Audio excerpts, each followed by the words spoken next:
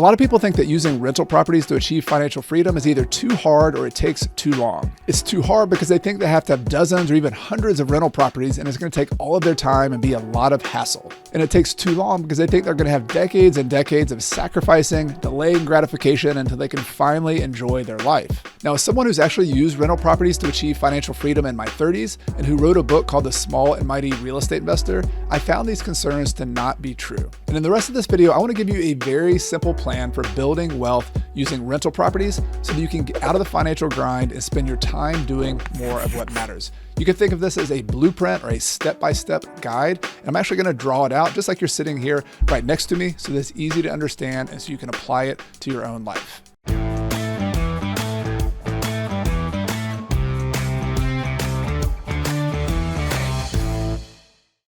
Now, I want to start by talking about the big picture of how you actually achieve financial freedom. Because if you want freedom, which basically means being able to do whatever you want with your time, you've got to separate this idea of just working for money. Instead, you have to have investments, in this case, rental properties, that produce enough cash flow or income every single year to cover your personal expenses so you don't have to go to work.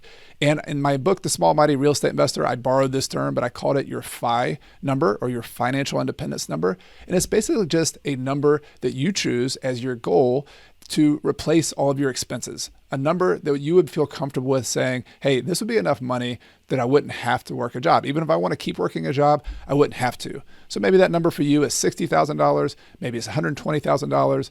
Whatever your number per year is, that's your business. But the concept is you need to have that cash flow coming in the end as your goal in order to have that freedom that we want. Now, here's a mistake, though, that I see a lot of people making when I'm having one-on-one conversations and helping them think about this big picture, is they think, okay, well, cash flow is obviously one of the most important things. I need to have that for financial freedom.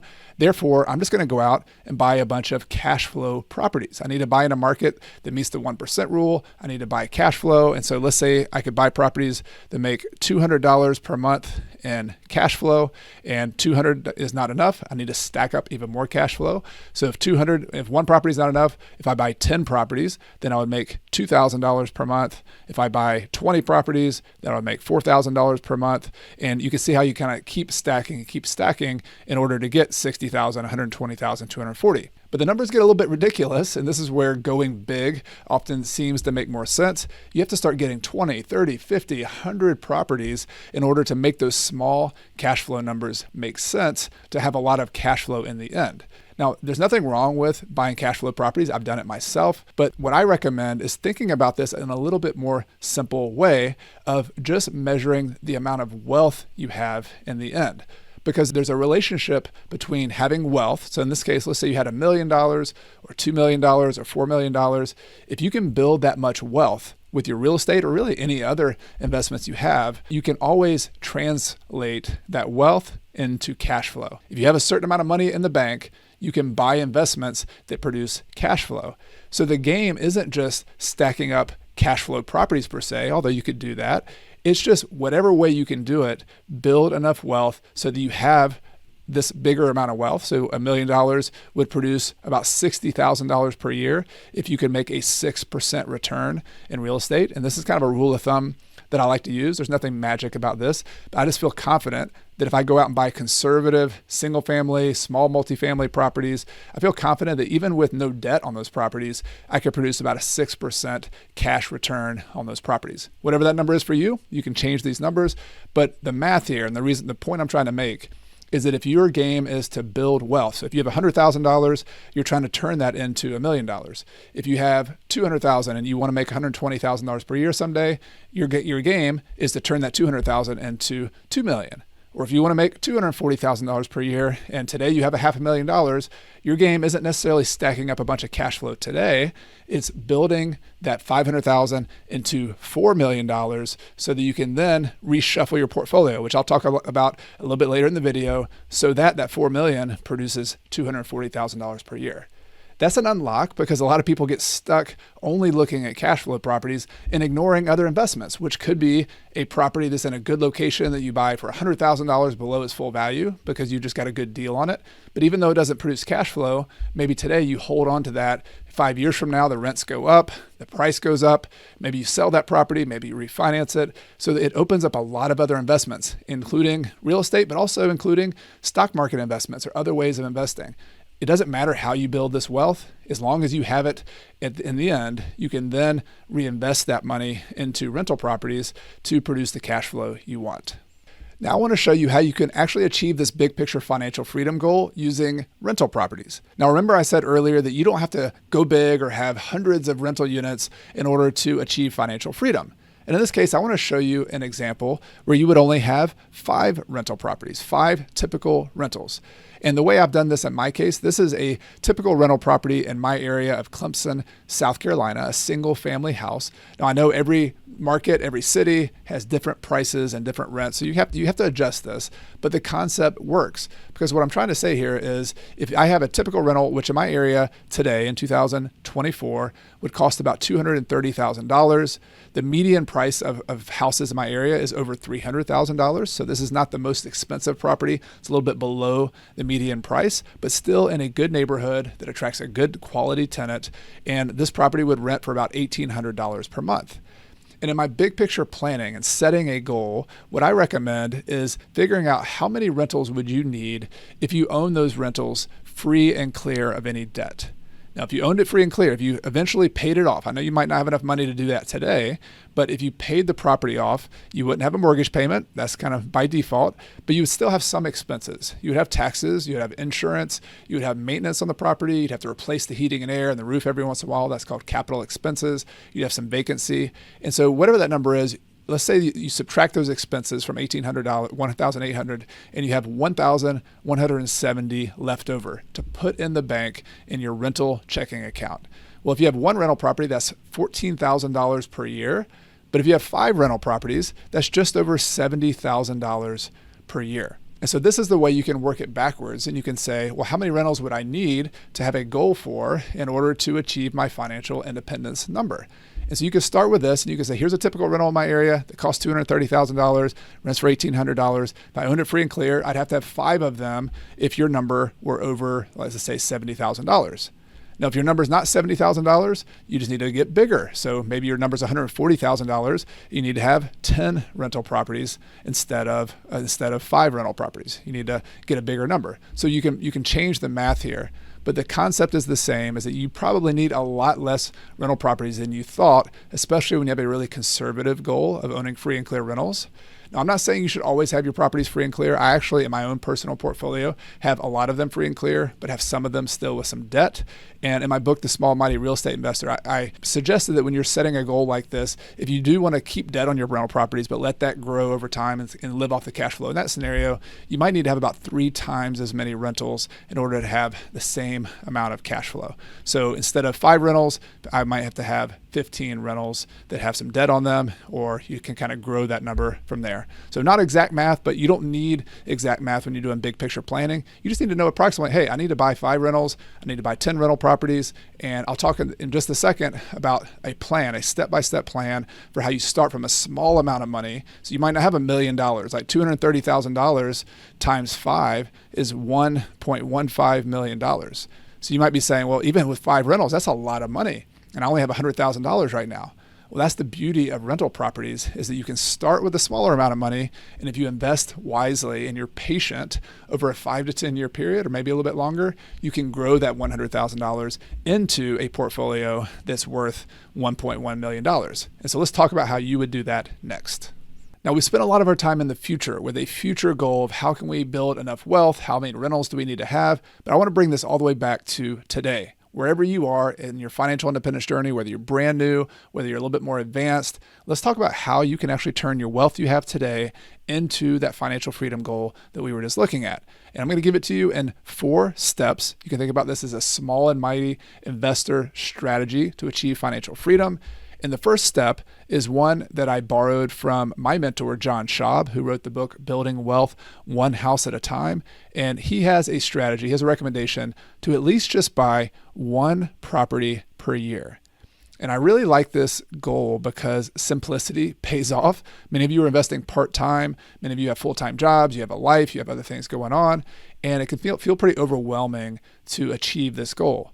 But if you just concentrate and if you just buy one property per year, you can accomplish this. Like, let's think about our 5 rental property strategy that we just looked at. If you could buy 5 rentals, how many years would that take? If you were buying one property per year, it would take 5 years. What if you want to buy 10 properties? It would take you 10 years to buy 10 properties. Now, I have one plus because I think as you get better, you're going to find there's going to be some years where your skills improve, where your financing improves, where the first deal is a lot harder than the other deals, but you get better and you might buy 2 properties in a year, maybe even 3 properties. Or maybe you are more ambitious. And like in my past, in my growth as a real estate investor, I bought many, many properties in one year. I was a full-time real estate investor. But the point is just have a goal to buy a certain number of rental properties per year. I like the 1 property per year goal. And if you do that, good things are going to happen. But number 2, you can't just focus on buying rental properties. One of the keys and kind of the promise that I made you here at the beginning of the video is that if you want to have a rental business that doesn't take over your life, that actually produces free time for you instead of taking all your free time, you've got to build excellent management systems and you got to build a management team. Now, this could look like different things for different people. John Schaub, who I mentioned earlier, he manages all his own properties. He's been investing for over 5 decades, and he manages all his single-family houses himself with a very, very, very light infrastructure. I think he has an office because he's had one for years, but it's the kind of thing you can do from your house. You can do it part-time. I have a lot of students who invest in rental properties who tell me once they reach this kind of maturity phase of rental property investing, not where they're acquiring it and fixing it up, but where they're just managing those rentals, it takes several hours per month. For me, it takes me 2 hours per week. Some weeks more, some weeks less, but I have apartment units and we have student rentals and we have 99 units instead of 10 units. I have a business partner, so the 2 of us own those together. And we have some multi-unit properties, but the only way you can do that and still travel like I did living in Spain for a year, having a life, doing other things, is you have to have systems and you have to have team. Systems are just checklists. They're processes. This is how we rent a property. This is how we do things. You make mistakes and you learn, and then you make a checklist to fix that thing. Doctors have checklists. Pilots of airplanes have checklists. Real estate investors have checklists as well. So this is something I teach a lot in my rental property mastery coaching group is how do you build systems? How do you build these processes? Talk about that in my book as well. But then you also, systems aren't enough. This is a team sport. This is a people sport. So in my own case, I have really good property managers helping me out, and I have 3 different property managers for the number of rentals we have, and vetting them, getting the right person, getting to know them, not just being a surface level relationship, really vetting them and getting to find a team member who's a core part of your team to help you out. Those aren't shortcuts, but those are critical pieces, and that's step number 2 that you can build over time. And then number 3 is maybe the hardest one because it's not something you can do. You just have to wait. You've got to hold on and be patient. This is a patience game. And I know this is a hard one for me because as an entrepreneur, as someone who likes to get stuff done, you want to do something with it. You want to tinker with your portfolio. You want to mess with it. You want to change things. You want to buy and sell and time the market. And really, this game is a buy and hold strategy. If you just hold on, if you buy the right properties in the first place, which is something I talk a lot about on this channel, and you just hold on, then you're going to benefit from the growth of the neighborhood, the growth of the community. You're going to benefit from the land that your property's sitting on, growing in value, the demand for that rental growing in value. But it takes patience. You can't mess with it and change things. You just got to be patient and hold on. And then number 4 is once you've held on for a while, and we're talking 5-10 years down the road, then there's this key step, which I don't hear a lot of educators talking about. I hear a lot of people talking about buying properties, but step number 4, once you get to this phase where you have a certain amount of wealth, it's time to start harvesting your equity. So it's a little different strategy where you take this wealth you have, whether it's $1 million, $1.5 million, $2 million, and you start, I mentioned earlier, kind of reshuffling your portfolio. And there's a few different ways I talk about it in the book of doing this. If you want more details on this, or if you want me to do more videos on this in the future, let me know in the comments that you want me to talk more about harvesting your equity. But I'll just give those a few tips right now. Number 1 is you start doing strategic refinances. This is something my business partner and I did over time, because what you're going to find is the value of your property goes up. So you might have had a $200,000 property that's now worth $300,000. And then the debt of the property keeps going down. So maybe you start off with $150,000 in debt and now you owe $90,000. And so you have a lot of properties with a lot more equity, which is the difference between the value of the property and what you owe. And you might have old interest rates. Like right now, a lot of people have been buying properties with 7% interest rates, 8% interest rates. Well, what happens if 5 years from now, interest rates are lower? They're at 5% or 6% again. Well, you could refinance strategically just to save yourself some cash flow. So that's something you should be doing all along the way. And if you're patient, buy and hold investor, you can do that whenever the time is right. But you can also, I found, refinance some properties to pay off the other properties. So you might have like a bunch of properties with smaller amounts of debt that are later on in the cycle of that mortgage. You could refinance one and like kind of pull out more equity, pull out more cash from that property, and then pay off another rental property. So you have one property free and clear and one property with debt on it. And what you'll find, like, do the math on this, do the math for yourself. But I found that I often increase the cash flow and reduce my risk because I now have a free and clear property to go along with a property that has debt on it by just making a simple refinance. So those are a couple different ideas having to do with refinances. We've done a lot of that over the years.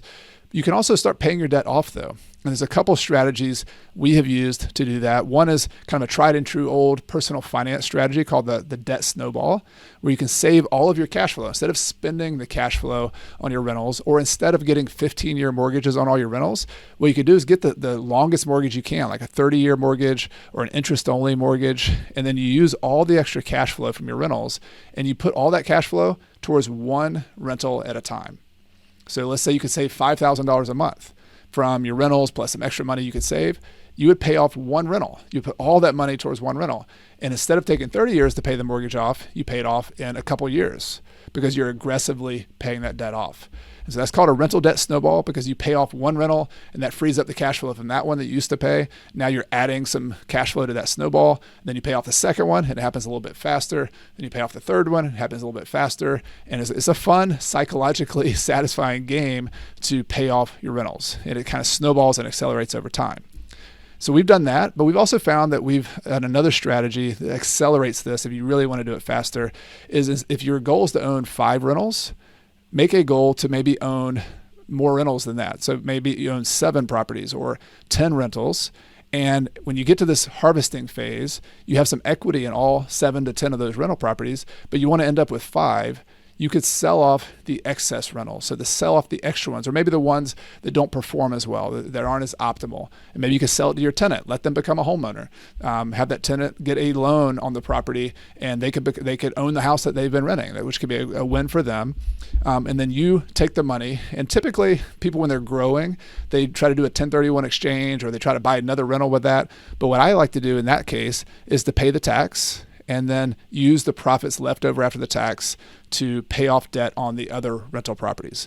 So if you own 10 properties and you sell 5 of them, then you'll use the proceeds from those 5 to pay off the 5 that you still own. And then you keep them, and it could be like that example that I gave you with that $70,000 per year. It could look like that in the end, but you bought more than you needed, and then you sold some excess off in order to generate some profits. In addition to doing a rental debt snowball, in addition maybe doing some strategic refinances along the way, all of those are in your final step of harvesting your equity. Now, those 4 steps that I've given you to buy 1 rental property per year, to build excellent management systems, and then just to hold on, step number 3, and then step number 4, once you build some wealth, to harvest your equity strategically. Those are pretty simple steps. And owning 5 rentals or 10 rentals is a lot simpler than having these big, thousands of units, apartment complexes that you might have heard out there. So I hope this has given you a small and mighty approach to real estate investing, one that you can get your head around, one that you can apply. And I would love to hear from you in the comments if you plan to do this, what your goal is, what your financial independence number is. And I also want to encourage you, if you like this style of looking over my shoulder to figure out how many rentals you need to retire and what financial freedom looks like, you might also have the question of something we didn't cover today, is how do you actually run the numbers on a particular rental property? How do you figure out what formulas make sense? How do you figure out what the expenses are? And my next video is one that has been very popular. Over 2 million people have watched it on YouTube, and it's how to run the numbers using back of the envelope math. So very simply, it's just me showing you on a piece of paper how you run the numbers without a calculator, without fancy math, so that you can buy rental properties like we talked about in this video. So to check that out, there'll be a link, a thumbnail above me here in the YouTube video, or if you're listening on the podcast, or if you just want to check out the YouTube description, there'll be a link below me in the description as well. Thanks for watching. Best of luck, and I'll see you in the next episode.